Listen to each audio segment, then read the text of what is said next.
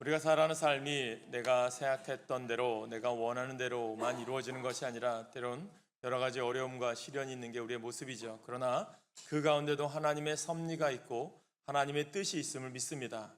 그 가운데 살아가는 것이 우리에게는 믿음 생활이라는 거죠. 저는 오늘도 여러분 가운데 믿음으로 승리하시는 축복이 있기를 간절히 소망합니다. 지난 주일부터 예수님의 복음에 있어서 요한복음에서 나오는 7가지 표적에 대해서 함께 은혜를 나누고 있습니다. 오늘은 그 두 번째, 갈릴리에서 행하셨던 두 번째 표적에 대한 내용을 통해서 오늘 우리가 어떤 믿음 생활을 해야 되는지, 오늘 우리가 어떤 신앙으로 살아가야 되는지를 교훈해 주고 있죠. 저는 이것을 여러분들이 오늘 깨닫게 되기를 간절히 축복합니다. 보면 오늘 말씀도 첫 번째 표적과 이어서 갈릴리 가나에서 행하신 또한 기적이고요. 그 기적을 통해서 오늘 우리들이 원하는 삶은 표적과 이적에 집중하는 인생이 아니라 그 뒤에 어떻게 이 신하의 왕의 신하의 아들이 치유함받았고 그 왕의 신하가 어떻게 반응했길래 하나님께서 그를 통해서 역사하셨는가를 배우길 원합니다. 저는 오늘 우리들도 마찬가지죠. 세상은요, 끊임없이 우리들은 뭔가 나에게 표적이나 기적이나 이런 것들이 일어나야 뭔가 좀 내가 믿음도 생기고 좋은 일도 할 수 있을 것이다 라고 생각할 수 있겠지만요, 성경은 반대입니다. 믿음이 있고 신앙이 있어야 하나님께서 그 일을 감당할 수 있도록 기적과 표적도 주심을 믿으시길 간절히 축복합니다. 그러니까 우리들이 그 앞에 일어나는 우리들 가운데 일어나는 하나하나의 일에 집중하는 것이 아니라 그 뒤에서 오늘도 나를 섭리하시고 또 나를 인도하시고 나를 이끄시는 주님을 바라보기를 원하신다라는 것입니다. 우리가 지난 주일에는요, 첫 번째 예수님의 요한복음의 표적이 무엇입니까? 갈릴리 가나 혼인잔치에서 물을 포도주로 변화시킨 이야기를 보았습니다. 또 오늘은 요한복음에 나타난 표적으로서 갈릴리에서 행하신 두 번째 표적입니다. 그 이전에도 2장과 4장 사이에 예수님께서 예루살렘으로 가셨기 때문에 그 속에서도 오늘 성경에도 보면 많은 표적과 기사와 이적을 그곳에도 행하셨고 그곳의 소문들이 많이 퍼져나갔고 그 소문을 들은 사람 중에 하나가 왕의 신하였다라고 보시면 됩니다. 그런 가운데 하나님께서 오늘도 주시는 메시지가 우리 가운데 숨겨져 있다는 거죠.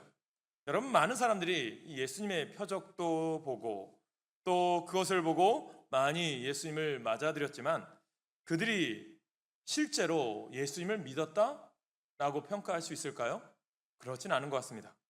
그래서 예수님이 누구이신지 정확하게 이해하지 못한 그들에게 오늘도 예수님은 이 갈릴리 가나에서 행하셨던 그 지역에 다시 가시면서 왕의 신하를 만남을 통해서 그의 아들이 어떻게 치유함받고 어떠한 것을 이 기적을 통해서 하나님 우리들에게 깨닫기를 원하는가, 이것을 오늘 우리들이 배우기를 간절히 소망합니다. 그러므로 저는 여러분들 깨달았는 게 기적이나 표적이요, 우리를 올바른 믿음으로 인도해 준다라는 생각을 내려놓으셔야 돼요. 진정한 믿음은 사마리아 여자와 사마리아인들에게 확인되듯이 예수님의 계시의 말씀으로만 가능하다는 것입니다. 여러분, 기독교 신앙의 핵심은 무엇이라고 생각하십니까? 예수님을 통해서 내 소원, 내 소망이 성취되는 것이다, 이것은 아닙니다. 하나님께서 하나님의 뜻을 무엇이냐, 나를 통해서 성취되는 것, 하나님이 나를 이 땅에 보내신 아름다운 하나님의 뜻을 내가 실천해 나가고 그 뜻을 이뤄가는 것이 신앙의 핵심이라는 거예요. 내가 아닌 어디에 초점을 맞춰야 돼요? 하나님 중심이라는 것입니다. 우리가 공동체를 세우는 40일의 여정이 내일이면 마쳐지는데요, 이 40일 여정 중에 마지막 여러분들에게 드렸던 내용 중에 지난주 중에 예배에 대해서 말씀을 드렸어요. 오늘 우리가 예배를 드리는 삶의 모습이 무엇이냐?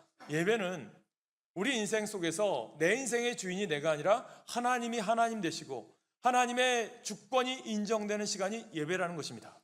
구약 시대의 제사는 제물을 드렸습니다. 가장 고귀하고 가장 중요한 제물을 드리고 그 제물을 성막에서 생명을 잡고 피를 흘리게 함으로 구원을 얻었다, 죄 사함을 받았다, 인정을 받습니다. 산 제물을 드리는 거죠. 그러면 신약 시대에 우리들은 예수 그리스도께서 십자가의 피 흘리심으로 말미암아 누구나 다 하나님께 나아갈 수 있는 산 길이 열렸습니다. 그 믿음으로 오늘 우리가 드리는 예배는요, 내가 산 제물이 되는 거예요. 제물이 드려질 때 내가 살아있지만 제 예배를 통해서 이 제사를 통해서 어떻게 되느냐? 나는 죽어지고 내 안에 누가 살아가야 돼요? 예수의 능력으로 살아간 힘이 이 예배 가운데 있기를 간절히 축복합니다. 그러니까 우리가 예배를 통해서 깨닫는 건 내가 죽어져야 되는 거예요. 내 뜻이 꺾여야 되고요. 내 생각이 꺾여야 된다는 거예요. 그럼부터 말씀으로 거듭난 인생이 되시길 간절히 축원합니다.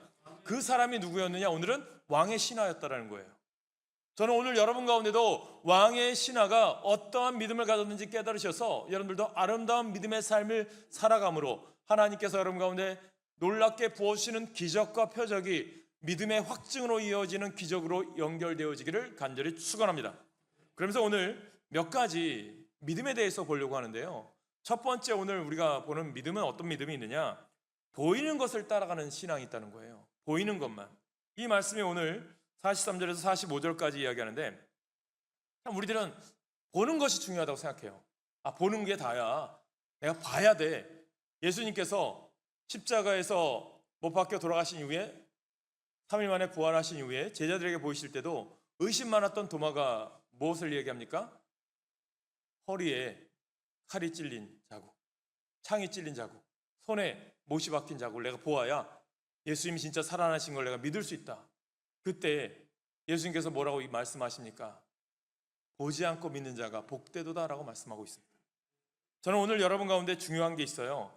내 눈이 보이는 게 전부가 아니라는 거예요. 그래서 여러분 가운데 믿음 생활을 뭐라고 말씀드리냐면 영적인 눈이 열려야 된다. 영적인 귀가 들려야 된다라고 말씀을 드리는 거예요. 하나님이 오늘 우리 가운데도 이 요한복음 4장의 말씀을 통해서 눈에 보이는 말씀이 아니라 이 속에서 주님께서 나에게 오늘 깨닫게 하시고자 하는 귀한 메시지가 무엇이지? 이것을 내가 캐치해내고요. 이것을 내 삶 속에서 적용시킬 때에 하나님께서 여러분 가운데 놀라운 성령 역사가 일어나게 하실 줄 믿으시길 간절히 축원합니다. 오늘 43절로 들어가 보면 이틀이 지나면 예수께서 거기를 떠나 갈릴리로 가시며 라고 되어 있습니다. 이틀이라는 부분이 뭐냐면 가나의 혼인잔치, 예수님이 그곳에서 물을 포도주로 변화시킨 이후에 어디로 가시냐면 예루살렘으로 가셨습니다. 그리고 예루살렘에 가시고 난 다음에 다시 갈릴리로 가시는 과정 중에 있습니다. 그 가운데 누구를 만나느냐? 사마리아 지역을 통과하시면서 우물가 여인을 만나죠. 그리고 그 여인과 그 사마리아 지역에 복음을 전하게 되고 이틀을 거기서 더 유하게 됩니다. 그리고 나서 예수님이 떠나서 어디로 가시냐면 갈릴리로 가는 과정 중에 있는데, 갈릴리 근교, 갈릴리를 가는 과정 중에 어느 지역이 있냐면 예수님의 고향이 있습니다. 예수님을 부를 때 앞에 붙는 단어가 있어요. 뭐죠? 나사렛 예수. 예를 들면 우리나라 사람들도 그렇게 부르죠. 어느 지역을 저 사람은 파주 지역 사람이야. 파주 누구? 파주 댁 그렇게 부르고, 어디는 밀양 댁 그렇게 부르기도 했잖아요, 예전에. 그렇게 그 고향을 상징하는 거죠. 근데 예수님께서 나사렛을 지나게 되죠. 그러면서 44절에 이어지는 게 뭐냐면 친히 증언하시기를 선지자가 고향에서는 높임을 받지 못한다 하시고 라고 말씀합니다. 이 내용도 의미가 있어요. 고향 사람들을 보니까, 나사렛 지역의 사람들을 보니까 예수님이 청년기, 학생 시기, 이 청소년기를 이곳에서 보내다 보니 저 아버지는 목수 요셉이야. 그 어머니는 마리아야. 저 예수는 어떻게 성장해왔고 어떻게 지냈는지 너무나도 잘 알아. 이런 다 생각이 있었겠죠. 그런데 보니까 그 지역의 사람들에게 대우를 받지 못했어요. 왜 그랬을까? 그 이유를 45절에 보니까 갈릴리에 이르심에 갈릴리인들이 그를 영접하니 이는 자기들도 명절에 갔다가 예수께서 명절 중 예루살렘에 하신 모든 일을 보았음이더라. 이 말은 뭐냐면 예루살렘에서 예수님께서 하신 이야기들을 다 듣고 본 사람들이 있어요. 그런데 사람들에게 의문이 생기는 거예요. 나사렛 사람들을 보니까 그 예수가 우리가 알던 그 옛날 어렸던 청소년기를 지냈던 나사렛 예수? 그 사람이 맞는가? 그런 또 의심도 들었고요. 진짜 그 예수가 맞다면 나사렛에서 왔는데 이곳에서도 예루살렘에서 행했던 표적이나 이적이나 이런 기적들이 좀 일어나면 얼마나 좋겠는가? 증명해봐라. 이런 상황이었던 거예요. 그런데 예수님께서 나사렛에서는 이적을 행하지 않습니다. 그러면서 이 과정 중에 예수님께서 갈릴리로 다시 여정을 떠나면서 올라가던 중에 두 번째 행하시던 기적이 그 가운데 일어나는 거죠. 이 상황 가운데 모든 사람들이 예수님한테 증명해봐라. 당신 정말 표적을 기사를 일으킨다고 하는데 너 당신 하나님의 아들이라고 하는데 증명해봐 라고 하는 상황 가운데 이 모든 일들, 특별히 예루살렘이라든가 이런 곳에서 행했던 일들에 대해서 입소문이 퍼졌겠죠. 그런 다음 가운데 왕의 신하의 아들이 병들었어요. 중환병이에요. 근데 보니까 왕의 신하가 이름은 안 나왔으니까요. 예수라고 하는 이름을 들었는데 그 사람이 아픈 자도 고치시고 병든 자도 치유하고 안진병이도 일으키고 이런 소문을 듣게 돼요. 그러다 보니 이 예수를 만나면 내 아들의 병이 낫겠다라고 하는 그런 생각을 하게 되었죠. 그런 가운데 예수님을 찾아오게 되는 상황입니다. 쉽게 얘기하면 왕의 신하니까 권력을 누리고 원어 성경에 보면 귀족이라고 표현되어 있고요. 로얄 그런 게 되어 있고 우리가 아는 노블 소사이어티라고 해서 그런 귀족층의 사람이에요. 그러다 보면 재물도 많을 것이고 권력도 있으니 아마 이런저런 사람들을 찾아다니면서 유명한 의사, 유명한 사람들 다 찾으면서 치유함 받기를 원했지만 고침받지 못했던 거죠. 또 예수님을 만난 사람들이 이런 사람들이 많이 있죠. 많은 12회 동안 혈루증을 앓던 여인도 마찬가지고 병을 고치지 못한 사람들, 다음 주에 볼 또 이 세 번째 표적도 마찬가지겠지만 38년 된 병자라든가 베데스다 연못가에 있던 사람들이라든가 이런 모든 사람들이 보면 많은 것들을 치유함받기 원했고 사람들을 만났지만 치유함받지 못했을 때에 그들이 누구를 만나느냐? 예수를 만났을 때에 참된 치유와 회복을 얻게 됩니다. 저는 이 기적을 통해서 하나님께서 오늘 우리들에게 주시는 말씀이 있다는 거죠. 이것을 오늘 우리가 깨닫게 되길 간절히 소망합니다. 그러니까 여러분들이 중요한 것이 있다면 제가 말씀드리고 싶은 것은 그것이 저는 여러분 가운데 왕의 신하의 아들이 치유함 받았어 이것만 집중하지 마시고 이 치유의 표적을 통해서 하나님께서 오늘 우리 가운데 무엇을 갖기 원하는가, 오늘 우리가 무슨 신앙을 갖기를 원하는가 이것을 깨달으셔야 된다는 거예요. 그래서 저는 오늘 말씀을 통해서 저는 하나님께로 인도하는 확실한 통로는 어디에 있느냐? 예수 그리스도를 믿는 데 있음을 깨닫게 되길 간절히 소망합니다. 여러분 지금 우리가 예배를 드리지만 우리 가운데도 말할 수 없는 어려움, 시련, 고통이 있는 분들도 있을 수 있어요. 그런 어려움이 우리 가운데 올 수도 있어요. 때로는 우리가 의문이 드는 게 뭐냐면 내가 좀 믿음 생활 열심히 하고 교회 열심히 다니는데 예상치 못한 어려움이 오잖아요. 하나님이 나를 사랑한다고 하는데 나를 왜 이런 고통, 어려움 왜 겪게 하실까? 그런데 가만히 생각해 보세요. 묵상이라는 것 해보세요. 뜻이 있어요. 이 어려움을 통해서 하나님께서 원하는 게 뭐냐면 하나님께 더 집중하길 원하는 거예요. 하나님께 더 나아가길 원하는 거예요. 여러분 성도는 보이는 기적을 바라며 예수를 믿는 것이 아니라 표적 없이도 예수님을 믿어야 한다는 거예요. 여러분 사마리아인들은 어떤 표적도 보지 않았어요. 예수님의 말씀만 듣고도 그분을 영접하게 되었습니다. 그런데 이 갈릴리 사람들은 그렇지 않은 것 같아요. 의심이 많았던 것 같아요. 예수님이 베푸신 기적 때문에 은근히 좀 우리 가운데도 이런 기적 일어나면 얼마나 좋을까 환영했던 것 같습니다. 예수님은요 사람들의 믿음의 근거를 이미 알고 계십니다. 그래서 예수님은 표적만 바라는 사람들의 믿음을 기쁘게 여기시지 않아요. 그래서 오늘 이 한 사람 왕의 신하를 등장시켜서 이 사람의 어떻게 해서 하나님께서 이를 함께 하시고 이 아들을 치유하셨는지를 깨닫게 되기를 원하는 거죠. 저는 오늘 여러분들이 믿음 생활이라는 것이 보고 믿는 것에 있어서는요 한계가 있습니다. 오늘 우리들이 보고 믿는다? 이렇게 생각을 하죠. 이것은 결국 자신의 필요를 위한 믿음으로 나갈 수 있다는 거예요.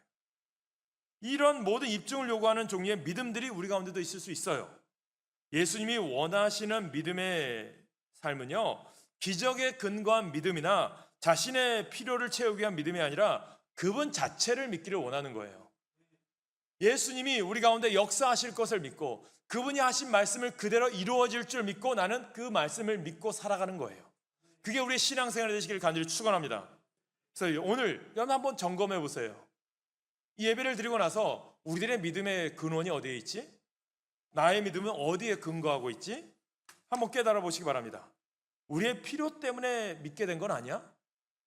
아니면 예수님 때문에 갖게 된 믿음인가? 한번 돌아보셔야 됩니다. 아니면 예수님의 능력의 손만 바라보는가?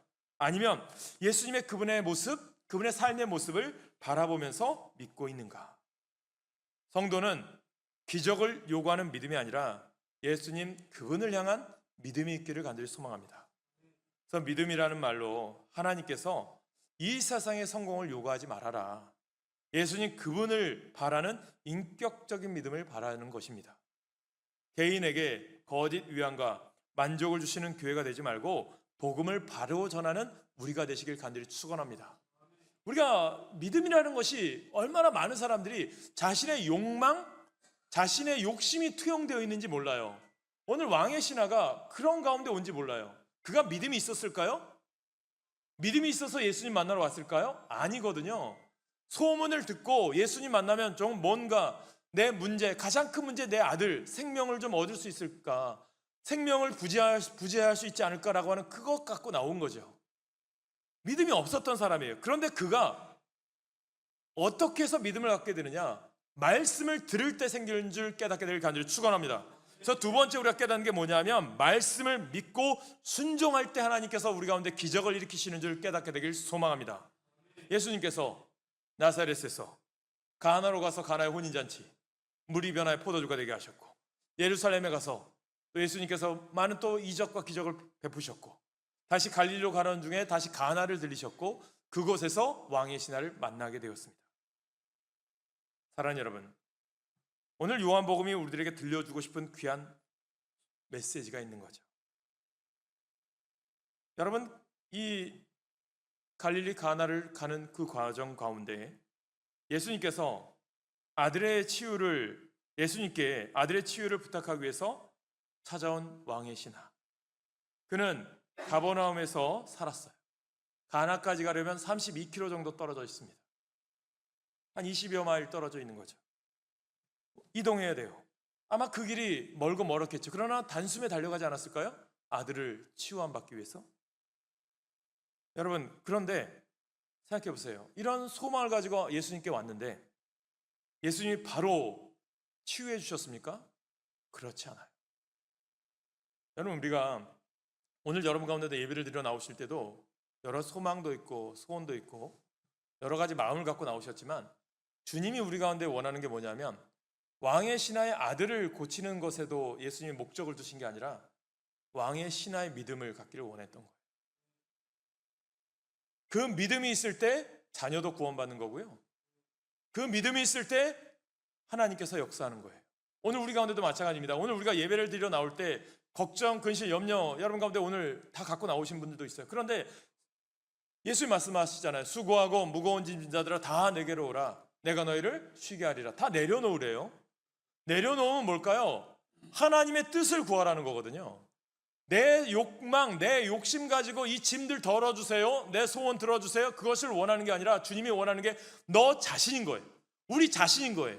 너가 믿음만 가지면 그 짐은 짐도 아니야. 너 믿음만 가지면 너에게 있는 어려움도 아니야. 예수 그리스도의 능력으로 이겨나갈 힘도 주실 거야. 여러분 그것을 믿으시길 간절히 축원합니다. 우리 인생의 생사화복 누구에게 달려있어요? 하나님께 달려있다는 거예요. 주님께 달려있다는 거예요. 자녀의 생명이나 또 자녀를 데려가는 것도 하나님의 뜻이 있다는 거예요. 그것을 믿고 살아가는 너 자신에게 주님은 집중하고 있다는 거예요. 이것을 깨닫게 되길 간절히 축원합니다. 그래서 46절, 47절에 보니까 여기서 보면 뭐라고 말씀합니까? 왕의 신하라고 하는 이 사람은 어떤 사람이에요? 당시 갈릴리 지역에서는요 왕이 다스리고 있었거든요. 이스라엘 백성들이 로마에 압제해 있으면서 제대로 통치하기 위해서 우리가 일제시대 때도 보면 조선 총독부가 있었잖아요. 지금 헐렸지만 광화문에 그런 조선 총독부에 보면 총독이 있어서 또 다스렸잖아요. 그러니까 로마가 이스라엘을 유용하게 다스리기 위해서 어떻게 했냐면 분봉왕들을 세웠습니다. 예수님 당시에 있었던 예수님이 태어났을 때 왕의 이름이 헤롯이잖아요. 근데 오늘도 등장하는 이름이 헤롯이에요. 같은 이름일까요? 아닙니다. 다른 사람이에요. 헤롯이라고 하는 이름이 신약 성경에 4명 정도 나오는데 처음 예수님 당시에 태어났을 때 당시에 헤롯은 헤롯 대제라고 불립니다. 그 사람은 예수님 태어났을 때 유아들을 죽였던 사람이고 그리고 오늘 나오는 이 헤롯 왕의 신하 그러니까 왕의 신하 그 왕은 헤롯인데 그 헤롯의 이름은 헤롯 안티파스입니다. 근데 이 사람은 갈릴리 지역을 다스렸던 분봉왕이에요. 그 신하인 거죠. 그 사람의 이름은 헤롯 안티파스로 되어 있어요. 그러니까 헤롯 대제의 아들이 헤롯 안티파스예요. 그러니까 헤롯 대제가 이스라엘 지역을 다 다스리기는데 아들에게 너는 갈릴리 지역, 너는 예루살렘 지역으로 나눠준 겁니다. 그 중에 오늘은 헤롯 안티파스의 왕의 신하죠. 그 사람에게 대해서 나타나는데 많은 능력과 왕의 신하라고 표현한 걸 보면 권력이나 이런 것을 가지고 있던 사람이다라고 표현하고 싶었던 것 같습니다. 보면 헤롯 안티파스는 여러 내용들이 나와요. 특별히 세례 요한을 이야기하면서 등장하는데 헤롯 안티파스가 욕심이 많아서 자신의 동생의 아내도 취했고 그 동생의 아내의 딸도 욕심이 있어서 살로메입니다. 살로메도 취하고 싶은 욕심이 있어서 세례 요한이 이것에 대해서 질타했거든요. 회개하라. 그랬을 때 항상 근심 걱정이 있던, 걱정을 끼쳐줬던, 바른 말 하던 싫은 사람인 거죠.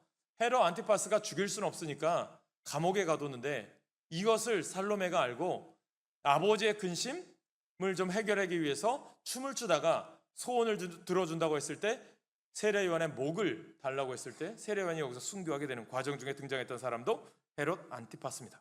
어쨌든 그런 사람이에요. 그런 가운데 깨닫는 것은 뭐냐면 그만큼 권력이 있던 사람의 신하였다라는 거죠. 사랑하는 성도 여러분, 깨닫는 게 있어요. 아무리 훌륭한 사람이라도 참 자식의 죽음 앞에서는 장사가 없는 것 같아요. 그러고 나서 권력이나 이런 것들 많이 가지고 있지만 소용이 없던 것 같습니다. 그러면서 누구를 찾아요?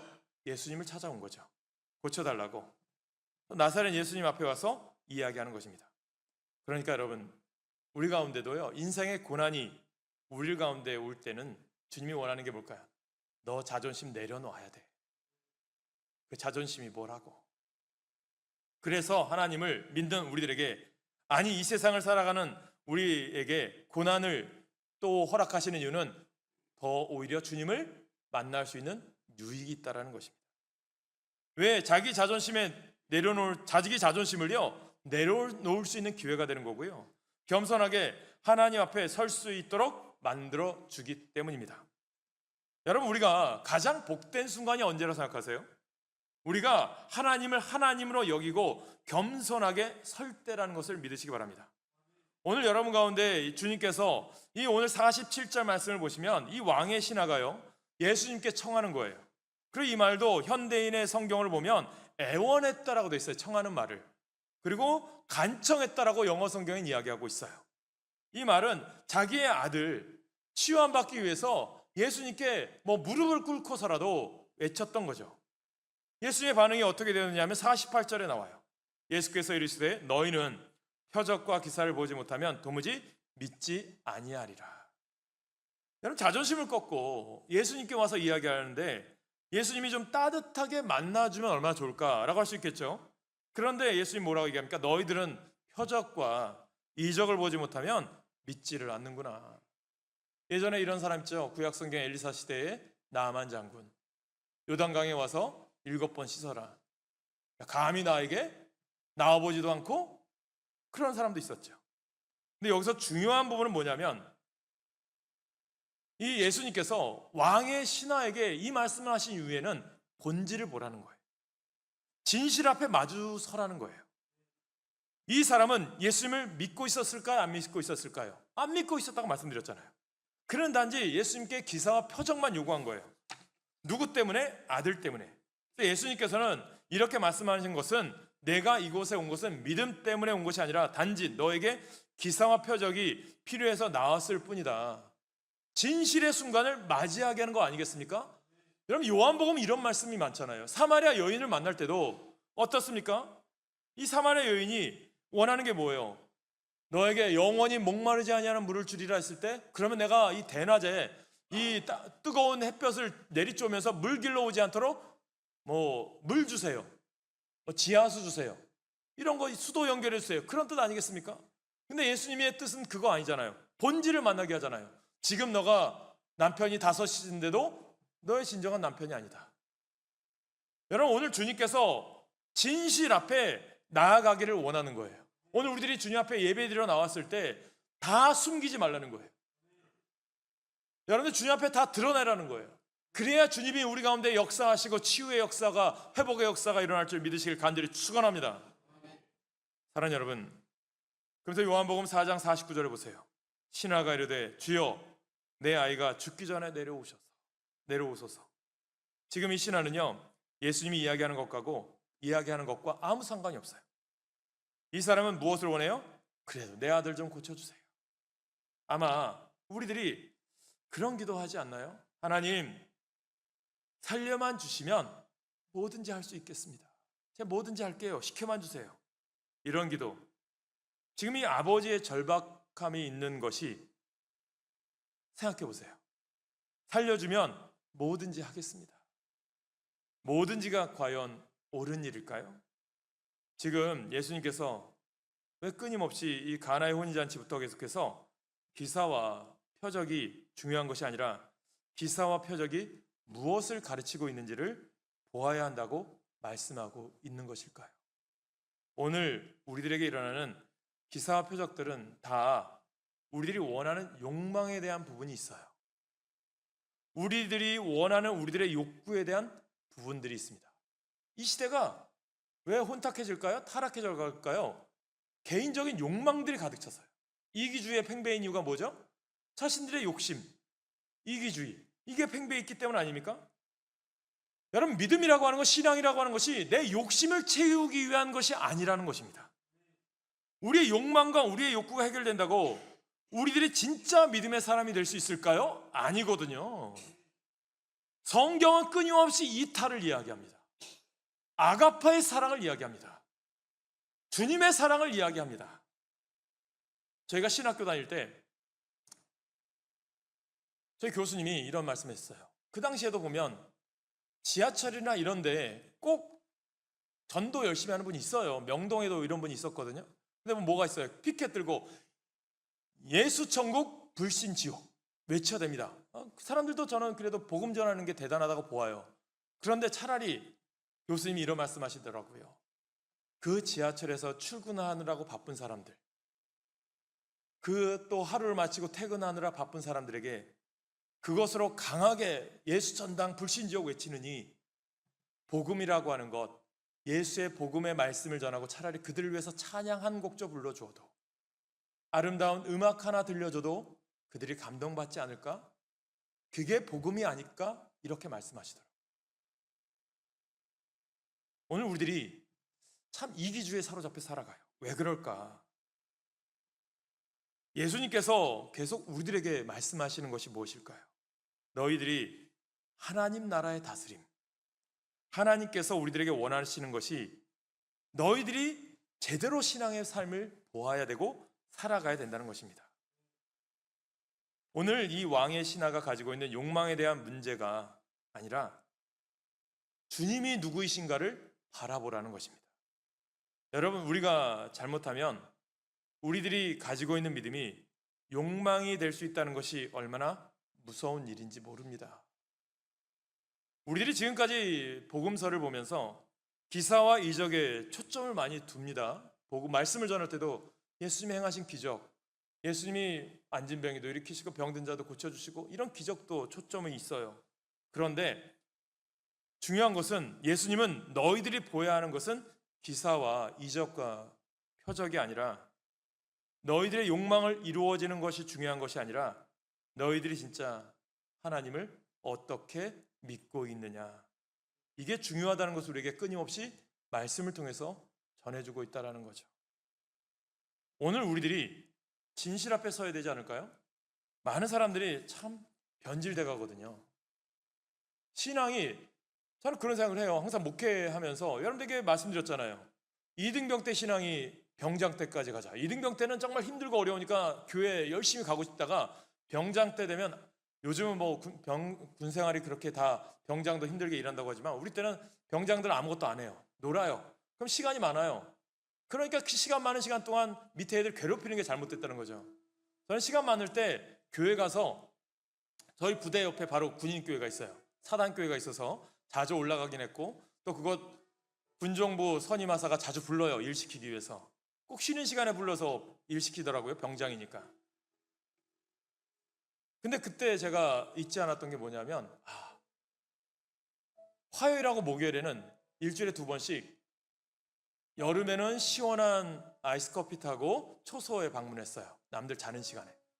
그리고 겨울에는 따뜻한, 여기 종로의 백준영 기념관 가서 커피 포트나 커피를 받아다가 계피차와 따뜻한 커피를 초소에 근무하면서 전에만 줬어요.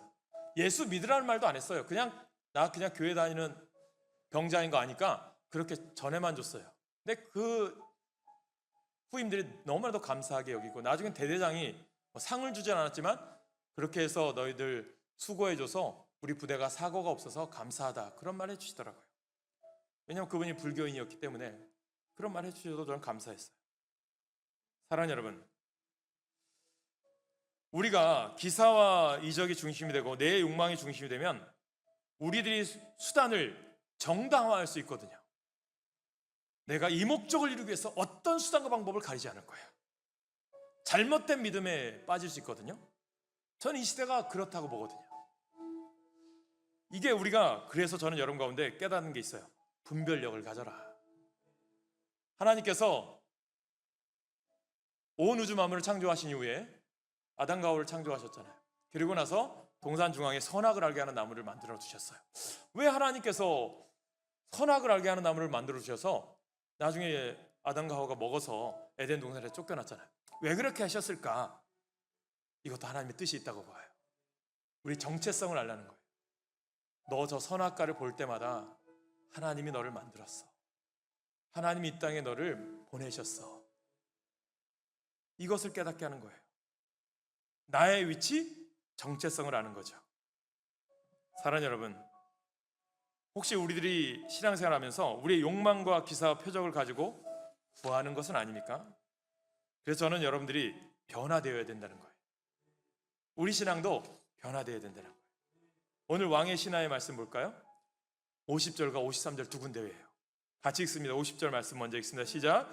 예수께서 이르시되 가라 내 아들이 살아있다 하시니 그 사람이 예수께서 하신 말씀을 믿고 가더니. 믿고. 53절 읽습니다. 시작. 그의 아버지가 예수께서 내 아들이 살아있다 말씀하신 그때인 줄 알고 자기와 그 온 집안이 다 믿으니라. 믿으니라. 믿고 갔더니 믿으니라. 온 가족이. 신앙 확증인 거예요. 오늘 여러분들의 믿음이 하나님 나를 이렇게 누군가 복음 전해서 예수 믿게 돼서 감사하지만 믿음 생활하면서 하나님 내 믿음이 주님을 향한 진짜 믿음 되길 원합니다. 확증된 믿음 되길 원합니다. 그 믿음으로 나가길 주님이 원하는 거예요. 그것이 오늘 왕의 신하가 그렇게 바뀐 거 아닙니까? 바뀌어서 어떻게 됩니까? 온 가족이 예수를 믿게 되었더라라는 거예요.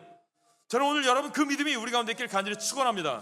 그래서 마지막 결론이 뭐예요? 말씀의 성취자를 믿는 믿음이에요. 그 성취자가 누구예요? 예수 그리스도. 예전에 CCC에 김중건 목사님 얘기한 것처럼 백문일답이 뭐예요? 우리의 대답은 우리의 모든 길은 예수가 길이에요. 예수가 우리의 생명입니다. 여러분 이것을 알기를 간절히 축원합니다. 사랑하는 성도 여러분, 성도가 기적만을 바라는 것은 위험한 믿음이에요. 기적이 우리의 마음을 끌 수 있어도 우리의 마음이 온전한 믿음을 주지는 못하더라고요. 이스라엘 백성들이 홍해를 건너고 광야에서 하나님의 기적을 경험했지만 애굽에서 10가지 재앙을 경험했지만 그들이 믿음이 충만했나요? 아니잖아요. 여러분 이 땅에도 하나님 복음 전할 때 얼마나 많은 기적이 일어납니까? 눈먼 자들이 눈뜨기도 했고 우리나라 병든 자가 치유받기도 하고 기도원 찾아서 많은 사람들이 치유받았잖아요. 근데 정말 우리들이 이 땅에 그럼 믿음의 사람들이 풍부해야 되는데 잘못된 믿음으로 나가요. 왜 그것만 믿습니까? 그 뒤에 우리를 선하게 역사하시고 우리를 통해 하나님 하시고자 하는 일을 이루고 사는 그 주님을 믿어야 되는데 저는 여러분들이 기적을 넘어 예수의 말씀을 사모하고 그 뜻대로 행하는 것이 참된 믿음임을 깨닫게 되길 간절히 축원합니다. 그래서 믿음으로 나갔더니 기사와 표적을 보여주시는 거예요. 주님은 우리가 원하는 대로 기적을 행하시는 분이 아닙니다.